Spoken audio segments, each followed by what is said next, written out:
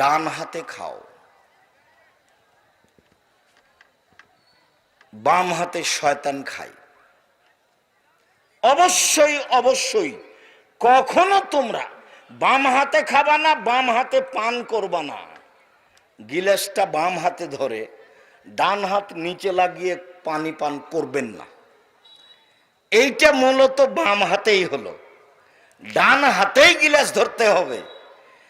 গিলাসে ভাত লেগে যাক তাতে আসে যায় না, প্রত্যেকের জন্য গিলাস করেন তাতে আসে যায় না। নইলে ভাত বাদ দিয়ে খেজুর খান, কি খাবেন সেটা ভিন্ন কথা, বাম হাতের কোনো সুযোগ নাই, এটা জরুরি। আব্দুর রাজাক সাহেব যদি ডান হাতই না থাকে, ডান হাত না থাকলেও কি আল্লাহ মানুষকে ডান হাতে খেতে বলবেন? এটা কি আর হলো? এটা আল্লাহ বলবেন না। আয়েশা রাদিয়াল্লাহু তাআলা আনহা বলেন, কানাত ইয়াদুন নবী সাল্লাল্লাহু আলাইহি সাল্লাম ইমনা লিতামিহি ওয়া তুহরিহি। আল্লাহর নবীর ডান হাতখানটা ছিল খাওয়া পান করার জন্য, ভালো কাজের জন্য। আল্লাহর নবীর ডান হাতখান ছিল খাওয়া পান করার জন্য এবং ভালো কাজের জন্য। ওয়ায়াদুল ইসরা, আর রসুলের বাম হাতখান ছিল লে খালাইহি অলিল কাদারে, পেশাব পায়খানার জন্য আর ময়লা মাটির জন্য। এই বাম হাতখান দিয়ে পায়খানার পরে ছুঁচে। ওই বোকা মানুষ ওই বাম হাতে চা খাচ্ছে। ওইও যদি শিক্ষিত হয় তাহলে মূর্খ মানুষকে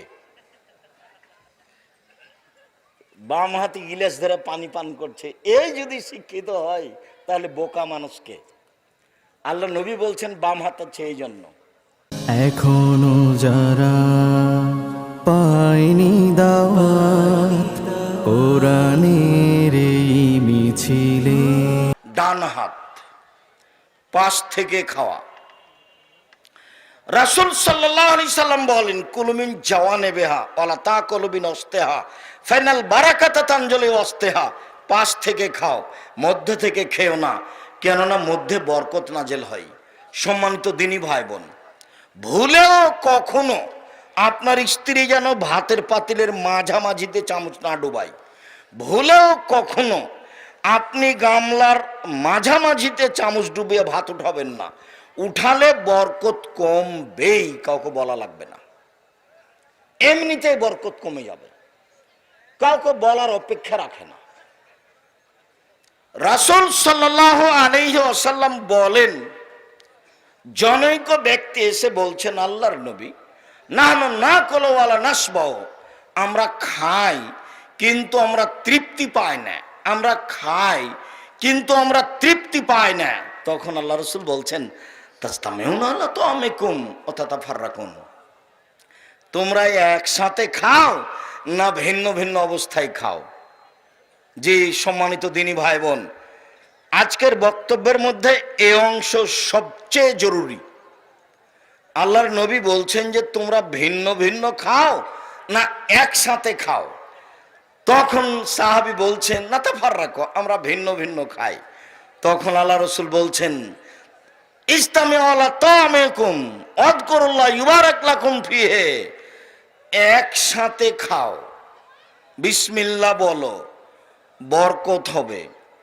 একসাথে খাওয়া মানে ছেলে মেয়ে বৌমা আহাল পরিবার সবাই একসাথে খেতে বসবেন। সম্ভব না হলে বাড়ির পুরুষগুলো একসাথে খেতে বসবেন।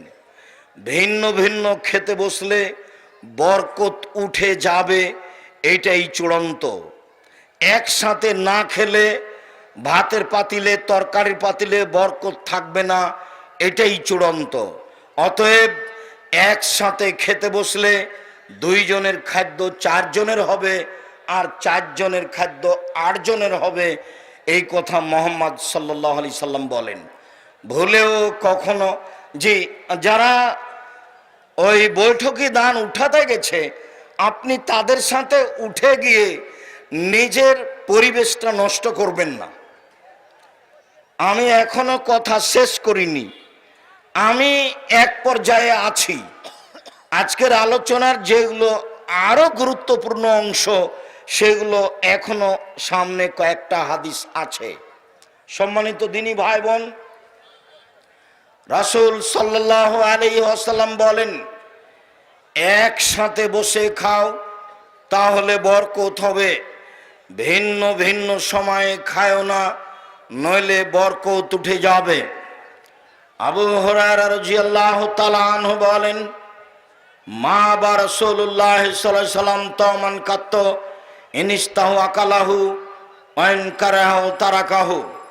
আল্লাহর নবী খেতে বসে কোনোদিন খাদ্যের নিন্দা করেননি, বলেননি তরকারিতে লবণ বেশি হয়েছে, বলেননি ভাত জ্বলে গেছে। খেতে বসে খাদ্যের নিন্দা করা হবে না, ভালো লাগলে খেতে হবে, নইলে ছেড়ে দিতে হবে। পরে স্ত্রীর সাথে পরামর্শ করতে হবে, খাওয়ার সময় নয়।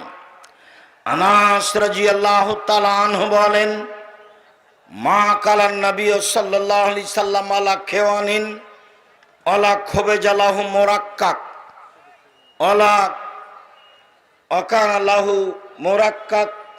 আল্লাহর নবী কখনো চেয়ার টেবিলে বসে খাননি। আল্লাহর নবীর জন্য কখনো অনেকগুলি বাটিতে সারিবদ্ধ করে তরকারি খাদ্য সাজানো হয়নি। আল্লাহর নবী কখনো চিকন আটার রুটি খাননি। কিলালে কাতাদা রাদিয়াল্লাহু তাআলা আনহুকে বলা হলো, আলা ইসাইনে একল, আল্লাহর নবী কিসের উপরে খেতেন? তিনি বললেন, আলা সফর, দস্তরখানে বসে খেতেন। জরুরি, যদি বিছানে বসে খান দস্তরখান বিছাবেন, যদি মেঝেতে বসে খান মাদুর বিছাবেন। আগে আপনার বাপ মা দাদা দাদি যেভাবে খেতেন সেভাবেই খেতে হবে, এটাই সুন্নাত। চেয়ার টেবিলে আল্লাহর নবী কোনোদিন বসে খাননি। চেয়ার টেবিলে খাওয়া আমরা হারাম না বললেও পছন্দ নয়, এ কথাই বলছি। সম্ভবপর চেয়ার টেবিলে বসে খাওয়া এড়িয়ে চলবেন, সম্ভবপর বসে খাওয়ার চেষ্টা করবেন, সম্ভবপর তরকারির আইটেম কম করার চেষ্টা করবেন, সম্ভবপর কম খাওয়ার চেষ্টা করবেন।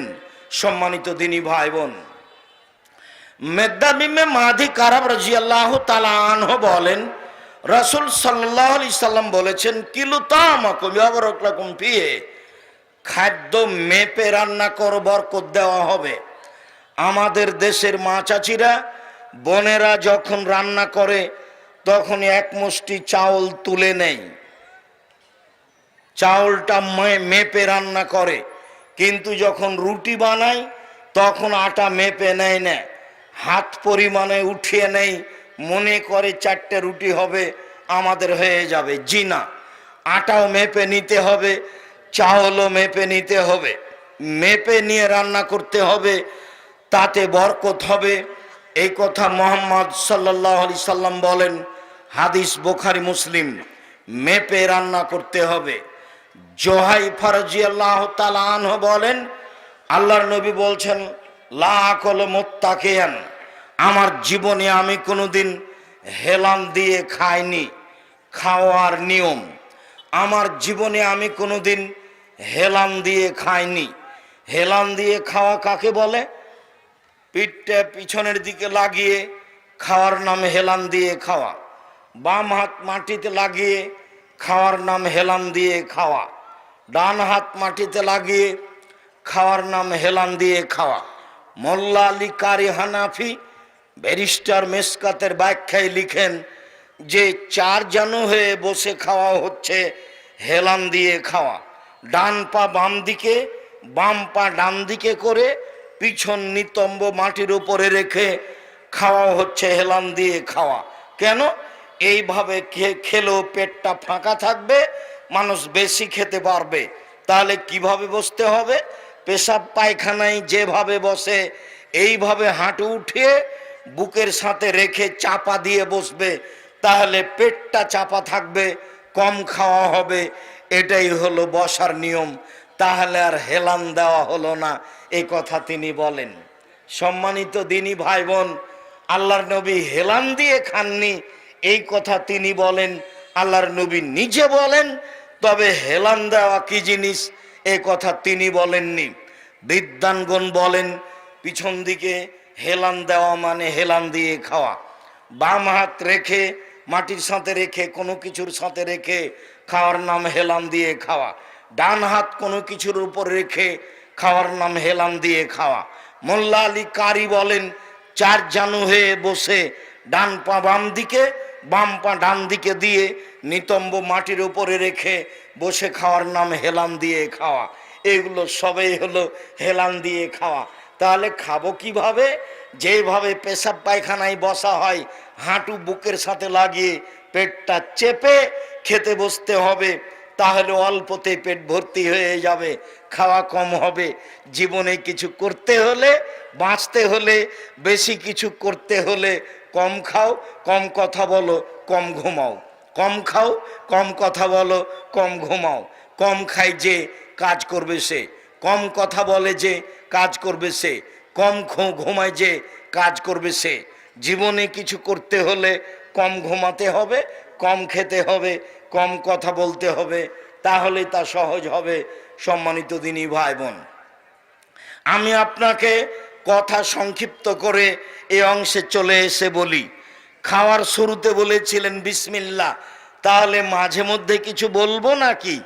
যারা তাবলিগ করে তারা বলে যখন খেতে থাকবে নিবে, প্রয়োজন আছে ততক্ষণ বলবে সুবহান আল্লাহ, আর যখনই বলবে আলহামদুলিল্লাহ তখন মানে হলো আর নিবে না। জি না, এটা নয়। আবু হুরায়রা রাদিয়াল্লাহু তাআলা আনহু বলেন আল্লাহর নবী বলেছেন ইন্নাল্লাহা লা ইয়ারজা আলাল আবদে ইয়াকুলুল আকলাতা ফায়াহমাদাহু আলাইহা, নিশ্চয় ওই পুরুষ নারী দাস দাসী খায়, খাওয়ার মাঝে মাঝে আলহামদুলিল্লাহ বলে, আল্লাহ তার উপরে সন্তুষ্ট হন। ওয়া ইয়াশরাবু শারবা ফায়াহমাদা আলাইহা, পানি পান করে মাঝে আলহামদুলিল্লাহ বলে, তার উপরে আল্লাহ সন্তুষ্ট হন।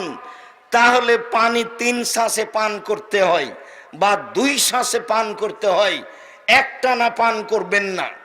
দাঁড়িয়ে পান করা নিষেধ, দাঁড়িয়ে খাওয়া নিষেধ, তবে জমজমের পানি বসে খাবেন, দাঁড়িয়ে খাবেন।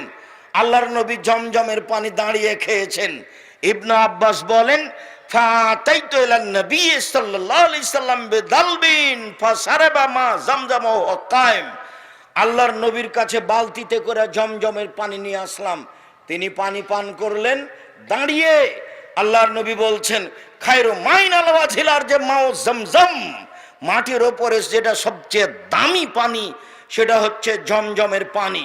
আল্লাহর নবী বলেন মাও জমজম লিমা শরবালাহু, জমজমের পানি যে উদ্দেশ্যেই খাবে সেটাই পূর্ণ হবে। আবু জার গেফারি রাদিয়াল্লাহু তাআলা আনহু বলেন আমি একটানা 19 দিন জমজমের পানি খেয়ে থাকলাম, কোনো খাদ্য খাইনি, তাতে সাওকানাত বাতনি, আমার পেটটা মোটা হয়ে যায়, চামড়া জড়ো জড়ো হয়ে যায়। তামিন ও সাকম ও শেফা ও সাকমিন, আল্লাহর নবী বলছেন জমজমের পানি খাদ্যের খাদ্য, জমজমের পানি রোগের আরোগ্য। জমজমের পানি একটা খাদ্য, জমজমের পানি হচ্ছে ঔষধ। আল্লাহর নবী জমজমের পানি দাঁড়িয়ে পান করলেন, সাথে সাথে বললেন আল্লাহর নবী নিষেধ করেছেন পাত্র উল্টিয়ে খেতে। ছোট যেগুলো পানির বোতল সেগুলো উল্টিয়ে খেতে পারেন, যে বোতলের পানি একবারে খেতে পারবেন না, কয়েক শ্বাসে খেতে পারবেন না, এই বোতল খুলে এইভাবে উল্টিয়ে খাওয়া নিষেধ। পাত্র উল্টিয়ে খাওয়া নিষেধ, দাঁড়িয়ে খাওয়া পান করা নিষেধ। দাঁড়িয়ে খেলে পান করলে বমন করে দিতে হবে, এই কথা এসেছে। এখনো যারা পাইনি দাওয়াত কোরআনের এই মিছিলে